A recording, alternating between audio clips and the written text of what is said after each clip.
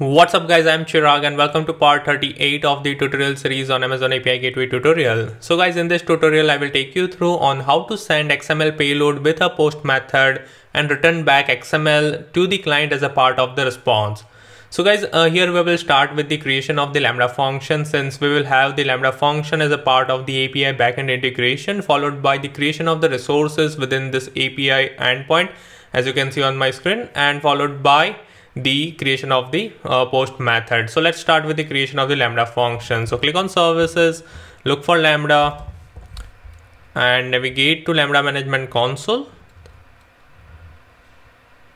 Now once you are here, click on create function, give a function name. I will say XML payload API. I will select runtime as Python 3.8. Within execution role, I will say use an existing role, and here I'm going to select Lambda API gateway role that I have previously created and click on create function. Now the Lambda function is created. Of course, we need to add few lines of code within this Lambda function, but we will do that at the later point of time. Now we will go back to the API gateway. And here we are going to create the resources. So select the resources from the left panel. I will select the root resource from here and click on action, say create resource. Give a resource name. I will simply say XML payload, something like this, and I will say create resource. Now within that resource, we are going to create the post method. So select that resource, click on action, say create method. Now here from the drop down, I will select post method and then click on this tick mark. Now here it is asking for the integration. So here we are going to have the non-proxy integration. So we are not going to check this use Lambda proxy integration checkbox. So we are going to leave it as it is. Within integration types, select the Lambda function, and within Lambda function, select the Lambda function that you have just created. So I'm going to copy this Lambda function name and paste it over here, and we will say save.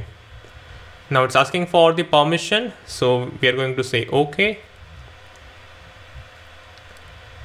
Now once this is configured, navigate to integration request. So here we need to configure the mapping template. So once you are there, click on mapping templates, and here within request body pass through, we are going to select the second option, that is when there are no templates defined.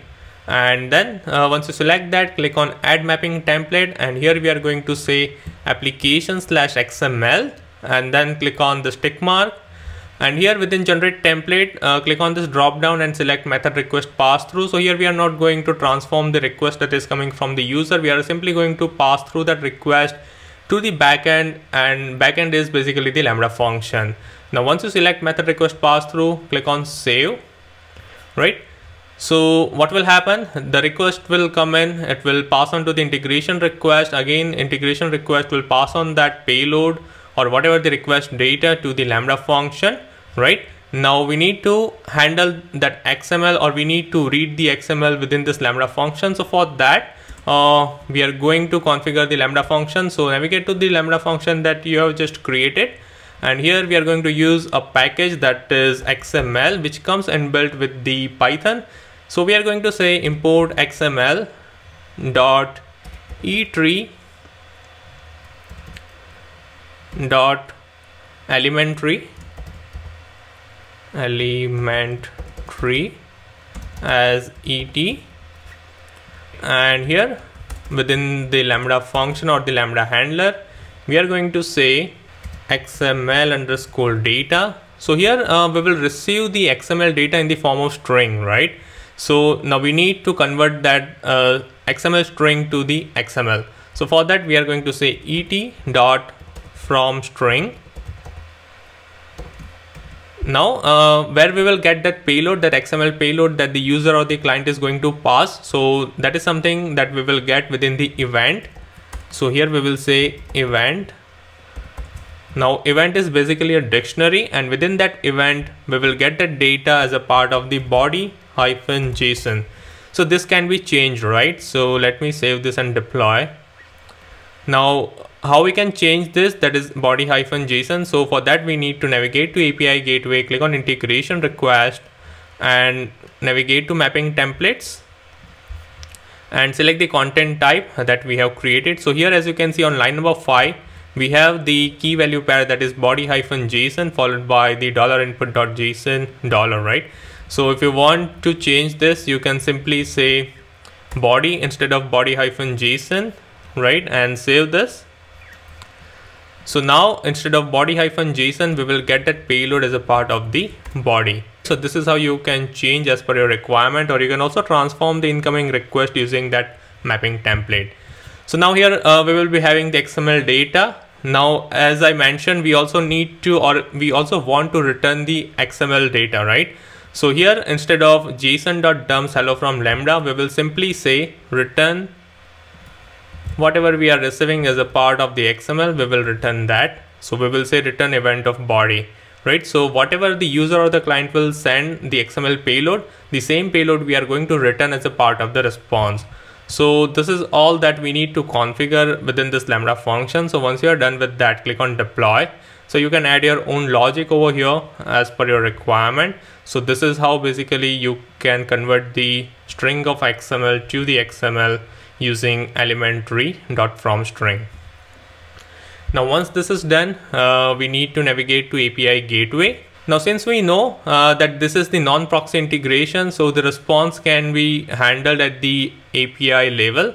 So for that we need to configure two things. So one is method response. So if you look at this status code 200, then by default the content type is basically application/JSON, but we want to return application/XML. So for that we need to click on this pencil icon and we need to change application/JSON to application/XML. And once this is done, click on the tick mark. Now once this change is applied, go back to method execution, click on integration response. Now here click on this expansion icon, and within mapping templates, here we are going to change this application/JSON to application/XML.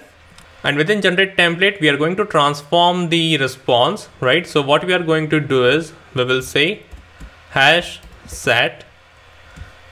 So here we are setting a value for a given variable, and the variable is $input param. So this can be anything. It can be input params or input root or any variable. We will say $input